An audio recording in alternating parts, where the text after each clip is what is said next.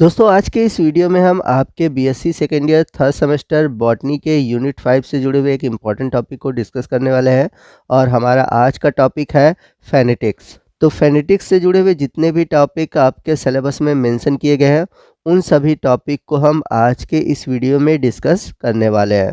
तो वीडियो को आप ध्यान से देखिएगा और पूरा देखिएगा। तो जैसा कि हमने देखा कि जो टैक्सोनॉमी है एक ऐसा साइंस है जिसमें कि हम अलग अलग ग्रुप के जो ऑर्गेनिज्म है उनको हम अलग अलग कैटेगरी में डिवाइड करते हैं उनके फिजिकल कैरेक्टर्स के आधार पर। दिस ग्रुपिंग और classification should be based on homology.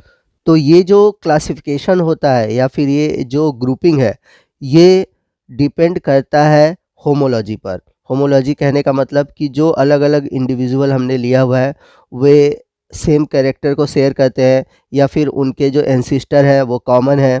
तो इस तरह से देखा जाए तो किसी भी टैक्सोनॉमी में जो क्लासिफिकेशन है वो दो तरीक़ों से किया जाता है। एक है फेनेटिक मेथड जिसको हम न्यूमेरिकल टैक्सोनॉमी कहते हैं और दूसरा है फाइलोजेनेटिक मेथड जिसे हम क्लैडिस्टिक भी कहते हैं। तो इस तरह से जो टैक्सोनॉमी में डाटा कलेक्ट किए जाते हैं, डाटा को कलेक्ट करने का दो तरीका है, फेनेटिक मेथड और दूसरा है क्लैडिस्टिक मेथड। तो आज के इस वीडियो में हम केवल फेनेटिक मेथड को ही डिटेल से डिस्कस करेंगे और अगले वीडियो में हम क्लैडिस्टिक मेथड को डिस्कस करेंगे। तो यदि हम बात करें फेनेटिक क्लासिफिकेशन की तो ये 1763 में दिया गया था। तो फेनेटिक क्लासिफिकेशन सबसे पहले दिया था माइकल एडेंसन ने।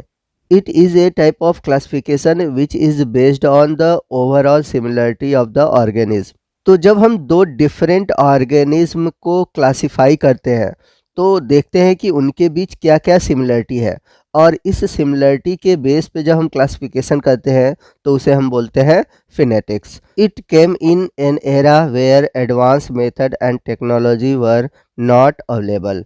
तो फिनेटिक्स जो टर्म है वह उस समय आया था जबकि एडवांस मेथड और टेक्नोलॉजी अवेलेबल नहीं थे।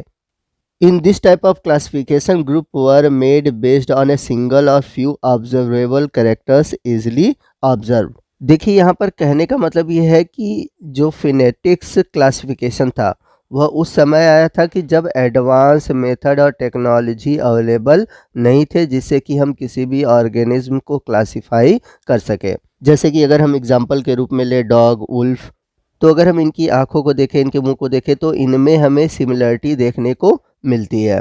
यानी कि अगर हम पूरी तरह से मॉर्फोलॉजिकल कंपैरिजन करें तो देखेंगे कि 4 लेग होते हैं, 1 टेल होती है, बाकी बहुत सारी जो सिमिलरिटी है उन दोनों की एक जैसी होती है। लेकिन अगर हम इन दोनों को कंपेयर करें फिश से तो क्या इन दोनों से कैरेक्टर फिश के मिलते हैं? नहीं मिलते हैं, क्योंकि डॉग और वुल्फ जो है ये ज़मीन पे रहते हैं और जो फिश है वो पानी में रहती है। तो यदि हम देखें डॉग, वुल्फ और डॉल्फिन तो ये तीनों मैमल है। लेकिन अगर हम फिनेटिक कैरेक्टर्स के आधार पर देखें तो डॉग और वुल्फ को हम एक जगह रखेंगे और डॉल्फिन को हम अलग जगह रखेंगे। तो यही फिनेटिक्स का इंट्रोडक्शन था। आइए नेक्स्ट हम फिनेटिक के डेफिनेशन क्या होंगे उसके बारे में डिस्कस करते हैं। Phenetics is a type of numerical taxonomy where organism are arrange according the overall similarity of existing organism based on a available characters. This type of classification is termed as phonetic classification। तो phonetics classification एक प्रकार से देखा जाए numerical taxonomy है। तो numerical taxonomy पर अलग से मैंने वीडियो बनाया हुआ है जिसका लिंक मैंने आज के इस वीडियो के नीचे डिस्क्रिप्शन बॉक्स में दे रखा है। उस लिंक पर क्लिक करके आप वीडियो को देख सकते हैं। जैसा कि मैंने बताया कि जो फिनेटिक क्लासिफिकेशन है एक प्रकार का न्यूमेरिकल टैक्सोनॉमी है जिसमें कि हम ऑर्गेनिज्म को अरेंज करते हैं अकॉर्डिंग टू उनके सिमिलरिटी के आधार पर। अगर दो डिफरेंट ऑर्गेनिज्म के बीच सिमिलरिटी है तो हम उनको एक ही ग्रुप में रखेंगे, अगर उनमें सिमिलरिटी नहीं है तो उन्हें हम अलग ग्रुप में रखेंगे। तो आइए हम देखते हैं इनका गोल क्या है, यानी कि हम क्यों यूज़ करते हैं फिनेटिक क्लासिफिकेशन को। It provide a convenient general purpose framework for accommodating the diversity of plant and animals. तो आइए मैं आपको इस तरह से समझा देता हूँ। तो ये जो ब्लू वाले हैं ये मान लेते हैं ये टेरेस्ट्रियल एनिमल है, ठीक है, और ये जो पिंक वाले हैं ये हमारे एक्वाटिक एनिमल है और ये जो ब्राउन कलर से है ये हमारे एरियल ऑर्गेनिज्म है। अब मैं यदि आपसे बोलूँ कि आप इसमें से कोई एक स्पेसिफिक ऑर्गेनिज्म को खोजिए, तो आपको इसमें से कोई स्पेसिफिक ऑर्गेनिज्म को खोजने में बहुत ज़्यादा समय लगेगा। लेकिन यदि मैंने इस चीज़ को इस तरह से बना दिया, ठीक है, मतलब कि जो टेरेस्ट्रियल है वो अलग है, जो एक्वाटिक है वो अलग है, जो उड़ने वाले हैं यानी कि जो एरियल है वो अलग है। अब मैं कहूँ कि आप इसमें से स्पैरो को खोजिए, यानी कि आपसे मैंने बोला है कि कोई एक स्पेसिफिक उड़ने वाला ऑर्गेनिज्म है, आपको उसको खोजना है। तो आप इजीली आप देख सकते हो कि जो ब्राउन कलर से है उसमें एरियल ऑर्गेनिज्म है, यानी कि उड़ने वाले ऑर्गेनिज्म है। आप उसमें जाकर उस ऑर्गेनिज्म को खोज सकते हैं। तो इस कन्वीनियंट और ईजीनेस के लिए हम फिनेटिक क्लासिफिकेशन को यूज़ करते हैं। आइए मैं अगला एग्जाम्पल प्लांट का लेता हूँ। चूँकि हमें बॉटनी का पेपर देना है तो हमें एग्जाम्पल बॉटनी के ही बताने होंगे। तो जैसे अगर हम ज़ीरो फिटिक कंडीशन को लेते हैं, यानी कि ऐसा कंडीशन, यानी कि ऐसे पौधे जो कि ऐसे एरिया में ग्रो करते हैं जहाँ पर वाटर की कमी होती है, तो वहाँ पर ग्रो करने वाले जो प्लांट हैं उनको हम बोलते हैं कैक्टी प्लांट। अब यदि हम अलग अलग फैमिली को देखें, जैसे एस्केलपेडिएसी, यूफोर्बिएसी, एस्टेरेसी, फिर उसके बाद है कैक्टिएसी, तो इन सभी में हमें ऐसे प्लांट देखने को मिलेंगे जो कि जीरो फिटिक कैरेक्टर यानी कि कैक्टी लाइक स्ट्रक्चर को रिप्रेजेंट करते हैं। ये अपने आप को इस तरह से ढाल लेते हैं कि वह उस जीरो फिटिक कंडीशन में यानी कि कम पानी वाली जगह पर ग्रो कर सकते हैं। तो आपको हर अलग अलग फैमिली में ऐसे प्लांट देखने को मिलेंगे, लेकिन अगर हम स्पेशली देखें तो जीरो फिटिक प्लांट को कैक्टेसी फैमिली में रखा गया है। तो ये जो हम क्लासिफिकेशन कर रहे हैं ये हम फिनेटिक्स के आधार पर कर रहे हैं, यानी कहने का मतलब ये है कि केवल हमने उनके ज़ीरो फिटिक कंडीशन को देखा, उनके कैरेक्टर को एक दूसरे से मैच कराया, उनमें हमें सिमिलरिटी दिखी, हमने उनको इस कैरेक्टर के आधार पर क्लासिफाई कर दिया। लेकिन अगर हम इनका डिटेल में स्टडी करें तो ये हमें अलग अलग फैमिली में देखने को मिलते हैं। आइए नेक्स्ट हम बात करते हैं फिनेटिक्स में यूज़ होने वाले टेक्निक्स की। It is a primitive way of classification of organism, यानी कि यह जीवों को क्लासिफाई करने का बहुत पुराना तरीका है। यानी कि किसी भी जब ऑर्गेनिज्म को क्लासिफाई किया गया तो उस समय का ये सबसे पुराना तरीका है। However, phonetics includes the uses of various technique in order to build relationship among the organism। तो ये पुराना तकनीक तो है, लेकिन फिर भी इनमें अलग अलग टेक्निक यूज़ होते थे जिससे कि दो अलग अलग ऑर्गेनिज्म के बीच रिलेशन को दिखाया जा सके। Clustering and ordination are two way which organism undergo phenetic classification, यानी कि जो फिनेटिक क्लासिफिकेशन है उसमें दो तरीके होते हैं, एक है क्लस्टरिंग और दूसरा है ऑर्डिनेशन। यानी कि जब हम अलग अलग जीवों को क्लासिफाई करते हैं तो सबसे पहले हम क्लस्टरिंग करते हैं, फिर उसके बाद ऑर्डिनेशन करते हैं। ड्यूरिंग फिनेटिक क्लासिफिकेशन, क्लस्टरिंग और ordination of organism take place based on phenotypes that could be observed by taxonomist और साइंटिस्ट। तो जब साइंटिस्ट द्वारा या टैक्सोनॉमिस्ट द्वारा फिनेटिक क्लासिफिकेशन किया जाता है तो क्लस्टरिंग या फिर ऑर्डिनेशन जो होता है वो बेस्ड होता है फिनोटाइप कैरेक्टर पर। तो आप सभी ने फिनोटाइप और जीनोटाइप कैरेक्टर पढ़ा होगा। तो फिनोटाइप कैरेक्टर उसे कहते हैं जिसमें कि हम केवल किसी भी जीव को देखकर उसके गुणों को पता लगाते हैं। देयरफॉर दर्जन of characters are analysed before clustering organism. तो बहुत सारे डिफरेंट ऑर्गेनिज्म को इकट्ठा करने से पहले हम उनके कई दर्जन जो कैरेक्टर्स हैं उनको इकट्ठा करते हैं, फिर उसके बाद उनका ग्राफ बनाया जाता है और इसके बाद this lead to the grouping of the organism, और इसके बाद जीवों को ऑर्गेनाइज किया जाता है और इस तरह से एक परफेक्ट फिनेटिक क्लासिफिकेशन हमें मिलता है। आइए नेक्स्ट हम बात करते हैं फिनोग्राम। तो फिनोग्राम को समझने से पहले हमको समझना होगा dendrogram. A dendrogram is a diagrammatic representation of a tree. तो डेंड्रोग्राम एक ऐसा स्ट्रक्चर होता है, आइए मैं आपको समझा देता हूँ। कुछ इस तरह से स्ट्रक्चर बनाया जाता है, तो ऐसे ट्री लाइक स्ट्रक्चर को हम डेंड्रोग्राम कहते हैं। तो अब बात आती है कि फिनोग्राम क्या है। Phenogram is a type of dendrogram which is based on phenetic data. तो यहाँ पर फिनोग्राम है तो ये फिनेटिक डाटा पर बेस्ड है। अगर वही क्लैडिस्टिक डाटा रहता तो क्लैडोग्राम कहलाता। Used in analysis to show the similarity और डिसिमिलरिटी अमंग द स्पेसिमेन और group of specimen line is called phenon lines. जैसा कि आप यहाँ पे मान लीजिए हमने फिनोग्राम बनाया हुआ है, तो यहाँ पर ये जो लाइन है इसे हम बोलते हैं phenon line. It is draw at right angle. तो जब इसे बनाया जाता है तो हमेशा राइट एंगल पे बनाया जाता है, ठीक है। देख लीजिए ये यहाँ पर राइट एंगल है, ये भी यहाँ पर राइट एंगल है, तो ये राइट एंगल पे बनता है और डाइकोटोमसली ब्रांच होता है।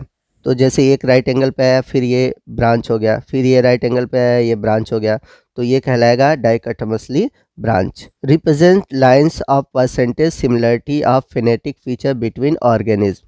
और ये जो ब्रांचिंग होती है ये क्या दिखाती है, लाइन ऑफ परसेंटेज सिमिलरिटी दिखाती है, यानी कि जो ऑर्गेनिज्म है उनके बीच कितनी सिमिलरिटी है। तो जैसा कि यहाँ पर आप देख सकते हैं 3 डिफरेंट स्पीसीज है, स्पीसीज 1, 2 एंड 3। तो ये दोनों आप देख सकते हैं एक ही ब्रांच से निकले हुए हैं, ठीक है। तो कहने का मतलब कि इनमें जो सिमिलरिटी है वो बहुत अधिक है, लेकिन ये आप देखेंगे ये अलग ब्रांच से निकले हुआ है, यानी कि जो स्पीसीज 3 है इन दोनों से कम सिमिलरिटी रखता है। तो इसी को हम बोलते हैं लाइन ऑफ परसेंटेज सिमिलरिटी। आइए हम देखते हैं कि फिनेटिक्स क्लासिफिकेशन के ड्रॉबैक क्या है। The main drawback of phenetics is that can be misinterpretation of organism into group as only physical visible character are considered. तो फिनेटिक क्लासिफिकेशन का जो सबसे बड़ा जो ड्रॉबैक है वो है कि हम जो विजिबल कैरेक्टर है, फिजिकल विजिबल कैरेक्टर है, उसके आधार पर हम ऑर्गेनिज्म को क्लासिफाई करते हैं। जैसे कि अगर हमने डॉग लिया है, वुल्फ लिया है, फिश लिया है, फिश में जैसे हमने ले लिया है रोहू मछली और डॉल्फिन लिया हुआ है। तो अगर हम देखें अगर तो डॉल्फिन और जो रोहू मछली है वो दोनों ही एक्वेटिक है, ठीक है, और जो आपका वुल्फ है और डॉग है ये टेरेस्ट्रियल है। तो अगर इनकी अगर हम सिमिलरिटी को देखें तो आपको डॉल्फिन और रोहू वो एक जैसे दिखेंगे, और अगर डॉग है और वुल्फ है ये दोनों एक जैसे दिखेंगे। लेकिन एक तरह से देखा जाए तो जो डॉल्फिन है ये एक मैमल्स है, जबकि जो वुल्फ है ये फिश में आता है। तो यहाँ पर फिनेटिक में मिस इंटरप्रिटेशन देखने को मिलता है, जिससे कि हमें फॉल्स रिजल्ट मिलते हैं during the classical clustering process. तो इस तरह से एक छोटी सी गलती की वजह से हमारा जो क्लासिफिकेशन है वो गलत हो सकता है।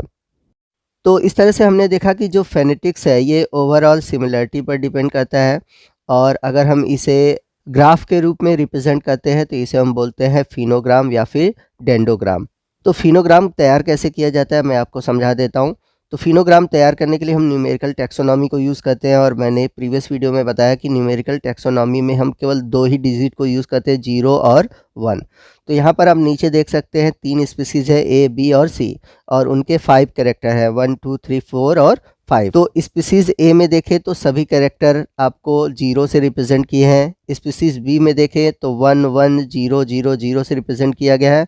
वहीं हम सी में देखें तो जो कैरेक्टर्स हैं वो 1, 0, 1, 1, 1 से रिप्रेजेंट किया गया है।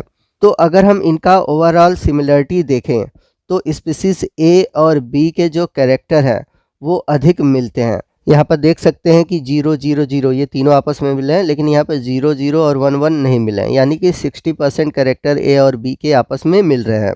वहीं हम बात करें स्पीसीज सी की, तो इसका जो कैरेक्टर है केवल 20% ही ए और बी से मिल रहा है। यहाँ पर आप देख सकते हैं कि 0 और सी में 0 है और ए में 0 है, ये कॉमन हो गया, यानी कि केवल एक कैरेक्टर मिल रहा है ए से। वहीं अगर हम बी से मैच कराएं तो यहाँ पर आप देख सकते हैं बी और सी के दोनों के 1, 1 है, ठीक है, ये दोनों मैच कर रहे हैं। तो केवल 20% जो कैरेक्टर है सी का ए और बी से मैच कर रहा है। तो अगर हम इसके लिए फिनोग्राम तैयार करें, नीचे आप देख सकते हैं ये फिनोग्राम दिया गया है, तो ए और बी के जो कैरेक्टर हैं 60% मिले हैं, इसलिए यहाँ पर इन दोनों को मैच कराया गया हुआ है, आपस में मिलाया गया है। और जो सी का कैरेक्टर है ए और बी से केवल 20% मिला है, इसलिए यहाँ 20 पर इस ग्राफ को रिप्रेजेंट किया गया है। तो इस तरह से हम फिनोग्राम को तैयार करते हैं, अलग अलग स्पीसीज़ के कैरेक्टर को आपस में देखकर उनके सिमिलरिटी के आधार पर।